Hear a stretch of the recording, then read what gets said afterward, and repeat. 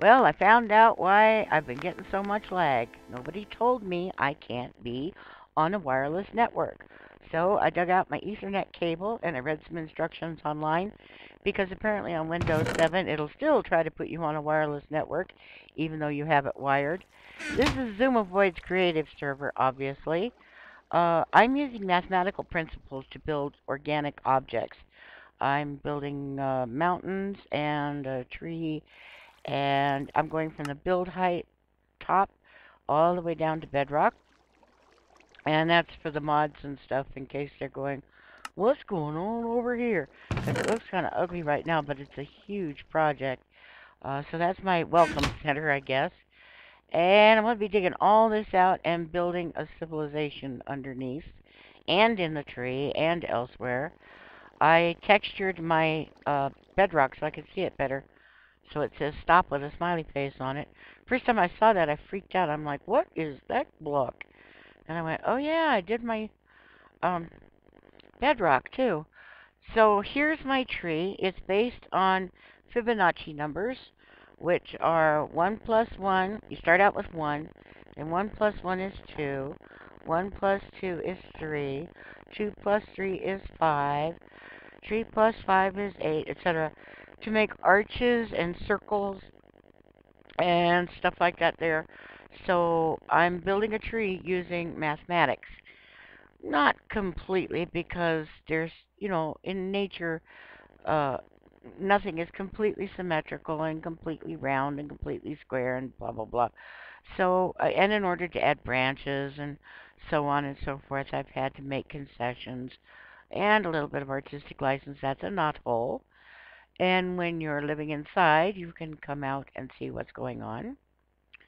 There is another knothole, which is also sort of going to be a landing balcony kind of thing, because the entire tree is going to be furnished with little rooms and areas and common spaces. And for now, it's just lit with a column of jack-o'-lanterns, so I could see well.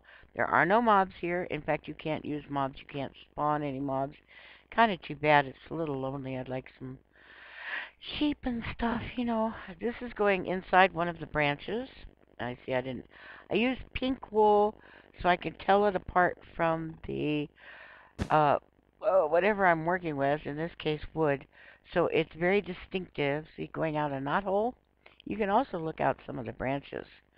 Um, so I use the pink wool to form my base structure, and then like I'll do a layer in pink wool, lay the logs on top, another layer of pink wool, lay the logs on top, etc., etc. And then I just sort of blend them together. See, this is another circle that I just kept stretching out. And then when I got to the wall of the tree, I just opened it up and did finish the circle. It's going to have at least 3, maybe 5 branch areas on top. I'm going all the way to the build height limit with this one and probably another branch as well. I'm not far. I'm getting there. The hardest part is waiting for the vines to grow, because I have to spend a lot of AFK time. Because even though I've put a lot of hours into this tree, well, I'm not always within range of vine growth either. So I was very pleased to see that this wired network works so well that I forgot I had Minecraft on the other day. I loaded 3 videos. 2 of them I let play with the volume off just so that the producers would get credit for the video and so I could like them. It's again one of those things with Ladies UHC. Everybody was on the same team. I didn't need to watch all 3 videos, but I wanted them to get credit and likes for their work. So I had 3 videos running. One that I was listening to. Didn't know I had Minecraft on in the background. It wasn't until I turned all those off and then turned on poor Bebop Box that things started getting hinky, because my cache had filled. And I went, what's going on here? And then I looked in my status bar and realized, oh my gosh, Minecraft is still running, so that I could grow my vines. That's a tree root. There's going to be a mountainous kind of deal and a water feature and so on. All of it's going to be space that somebody could live in. I want to do a really, really good build here. I like Zuma a lot. He's very enthusiastic about the game. He's very invested in game mechanics. But he has a good aesthetic. So while he's good at redstone and innovative with redstone, he's not just a geek who builds boxes to live in. He's very enthused about learning not just architecture but landscaping. He's been working with Corrales a lot, and he has a real good sense of aesthetics. Plus, he's a very enthusiastic guy. He's very intelligent. He's a musician. So I just found this was a good fit for me. Now, mind you, this server is in the UK, and I'm still not lagging out too badly, even with Bandicam on. I'm showing you different types of Fibonacci construction. 1, 2, 1, 1, 2, 1, 2, 3. 1, 1, 2, 3, 5, and then back again. And so this is basically the template I'm using for trees. But it's not just 1, 2, 3, 5. I'm also starting out with like they're different. I'm graduating different sizes depending on what I need. Some of them are smaller and some of them are larger. So I'm just showing you how to build Fibonacci structures. I will try to link to it so that you can at least spell it and look it up, because it's the best way to make arches and circles, concaves, convexes, that sort of thing. So I give you an idea of what they look like. Okay? Great for bridges, great for things hanging off of cliffs, great for circles, ovals, etc. So I'm just learning. I don't know a lot about it, but I'm just learning how to apply mathematics and geometry to architecture in Minecraft, because it just looks so awesome. You'll see some examples when we go to spawn. Zuma was working on spawn yesterday and invited us all over. I'm going to lag out at spawn. Fortunately, when you first come into the main lobby of the server, you can just, there's an interpearl in your inventory, and you can click on that. It opens up your inventory, and the items in there designate different things, and one of them is just go to your plot. And so that's what I've been doing. So I don't even really go through the spawn lobby at all anyway. So yeah, I can play on servers now. This one in England with a lot of blocks. Not right where I am. There's a lot of empty plots right around me. But that tree is adding up. Oh, that tree is so large now, it makes cave sounds. This is a perfectly super flat world made all out of clay blocks all the way down to bedrock. And my tree makes cave sounds. Nothing else would be doing that. It's me. So I've been doing a lot of work. I haven't stopped for, like, I've been working on it pretty straight for 2 days. And so, oh, I also went over to the Hive, and I played, and that's in England also, so that's a distance. I played, what did I play? Paintball and some other stuff. Oh, and just checking my settings to make sure you're seeing stuff. What else did I play? Oh, what do they have on the Hive? I played some of their games. I didn't play many of them, but I did okay. I'm really good at hide and seek, because I'll just hide right out in plain sight. Everybody just walks right by me, especially if I'm a flower pot. I just stand on a table. Um, I also went to Hypixel. Here's the lobby, the new spawn lobby. He figured out how to make micro blocks. You use it with textured sand entities. It requires command blocks, and that's why it's lagging so much, because of the command blocks, and because he's using maps. Seth Bling showed a way you can do text with maps. I already knew about it.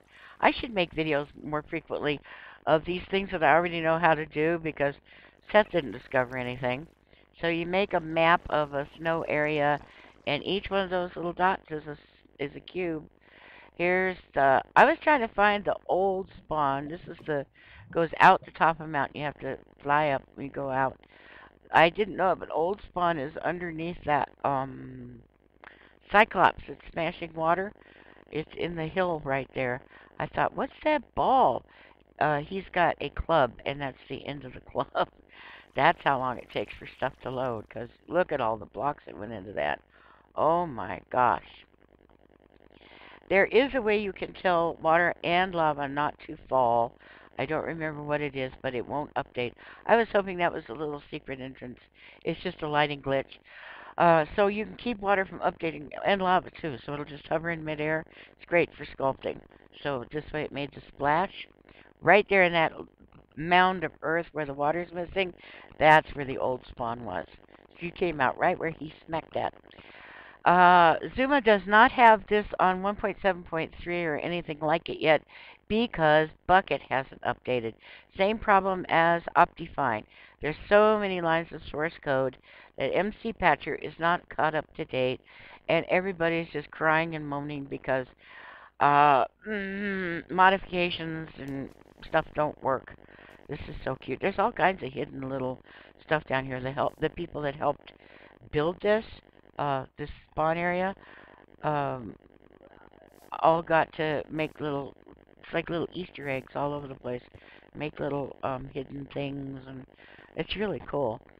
All the best architecture has been moved to the plots right around spawn. I didn't even try to load them all because you see them starting to lag a bit because of all the water blocks and because of all the blocks, period. So I did not, see, Optifine will help with that too because I won't have animated water, I won't have animated lava, animated torches. I could turn off the particles from jumping on things or like when mobs fall or whatever, the little dirt that comes up off your feet. There's a little mini chest on that table there. Um, so Optifine will help a lot, and I don't know when it's coming out. I didn't even try to show you what all is here, but oh my gosh. Handmade Mountain. This goes back down to New Spawn. You can fly up through this hole and come out and see that. I forgot what it's called. Cyclops. Isn't that a view? Look at that. Oh, wow. What an introduction. So, some of the ones that the build team and Zuma have decided are the best builds are right around the spawn area. I haven't really had much time to investigate because I'm so invested in working on my tree. You see, I'm real intimidated. There's very good builders here, obviously, and I want to build something that at least isn't disgusting, and maybe somebody could copy and paste it into, I don't know, an adventure map they're building, or wire it with redstone, or, you know, I just want to make something that could possibly be useful. And, I mean, not just some pixel art of My Little Pony or my name in gold blocks or, yeah, some of the stuff is pretty remedial. A lot of people do experiments with redstone, especially like compacting redstone devices like, things that Etho and Zuma Void and Mumbo Jumbo and others have already created. They work on compacting them and making them tighter. Tankotech, or just practice building them, or practice how elements work. You get your plot by typing plot me home. I left those at all four corners and all four midway points. And there's my tree. So there's an ender chest there at my welcome station so that if people have questions, they know who I am and what I'm doing and how to contact me. You're not supposed to advertise websites and YouTube channels, but I did let them know that I'm Granny Gamer 1 because my username in Minecraft is not Granny Gamer 1. So it looks like I may be able to start playing some games on less crowded servers. Hypixel was a mess, but I was able to play on the Hive a bit, and Thanksia also has a server with some mini games, and I may be playing there, so it looks like I can actually play the game as intended now. Woohoo! Okay, sorry it's been so long. Have a good day. Bye.